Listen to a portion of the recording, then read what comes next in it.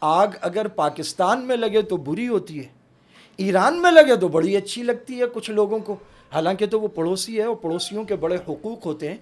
ایران میں آگ لگتی ہے، ایران میں کوئی تحریک اٹھتی ہے تو آپ فٹافٹ میدان میں آتے ہیں اور ان کے ساتھ نہیں ہوتے جو حکومت میں ہیں، جو ملک سنبھال رہے ہیں، آپ ان کے ساتھ ہوتے ہیں جو سڑکوں پہ آگ لگا رہے ہوتے ہیں۔ اس کی کیا وجہ ہے؟